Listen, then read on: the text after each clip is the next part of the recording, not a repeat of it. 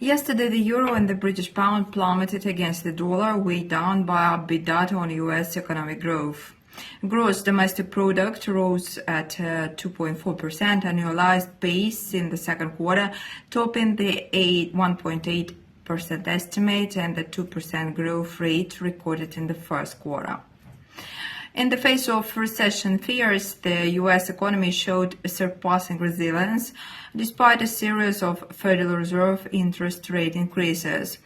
The news supported the greenback, thus putting pressure on risky assets.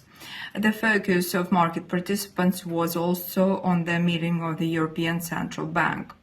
The regulator lifted interest rates as expected. Market participants waited for clarity on the bank's further monetary policy steps.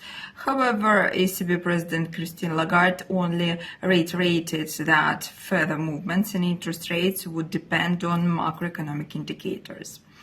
At the same time, she raised the possibility of a pause in September, which pushed the euro further down. Before we get into technical analysis, let's take a look at today's macroeconomic calendar.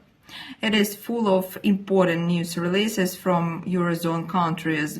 Germany, France, and Spain are set to release GDP data. German economic output is expected to rise by 0.1% in the second quarter. In addition, it is worth paying attention to Germany's consumer price inflation, which is likely to stand at 6.2% in July, down from 6.4% a month ago. If data is gloomy, the euro will come under stronger pressure, downward pressure hitting new one-week lows. All eyes will be on the core personal consumption expenditures price index. The Fed's preferred inflation gauge is forecast to increase by 0.2% month-on-month in July.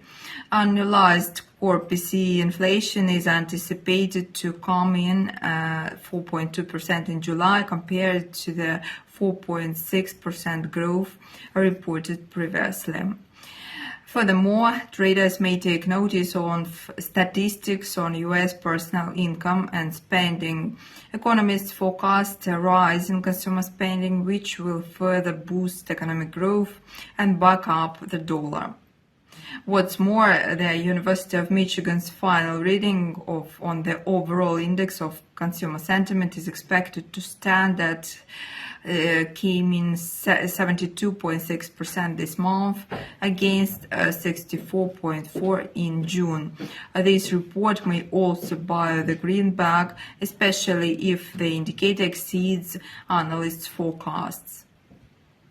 From a technical point of view, the euro came back below the important psychological level of 1.1000 and suffered steep losses.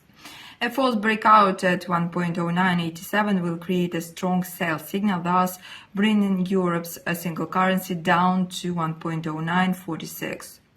If the price breaks below this level and tests it from the bottom up, the market will see another major sell-off, with the euro dipping to 1.0911 and 1.0871.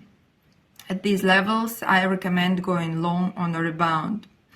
Long positions at 1.0946 can be considered only amid a false breakout. Alternatively, going long will be relevant after the price breaks above 1.0987 and tests it from the top down. In this case, the euro is expected to recover to 1.0923. A false breakout at this mark will make it possible to enter the market. Speaking of the British pound, the situation is similar, given that today's macroeconomic calendar is bereft of any crucial reports from the UK. A decline followed by a false breakout at 1.2761 will create a strong buy signal, driving sterling up to 1.2807.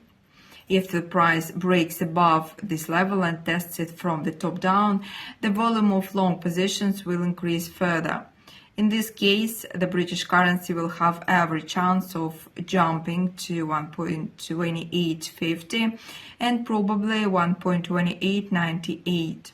At the mark of 1.2898, traders are recommended to go short on a rebound, counting on an intraday correction of 30-35 pips.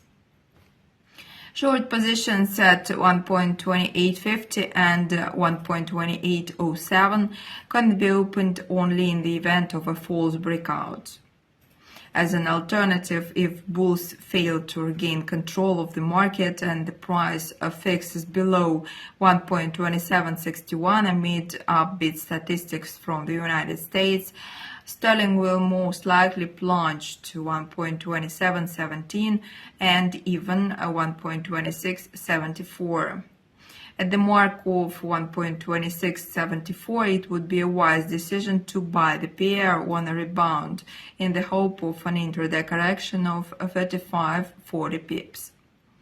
Going long at 1.2717 will be relevant only amid a false breakout. Good luck and have a great weekend.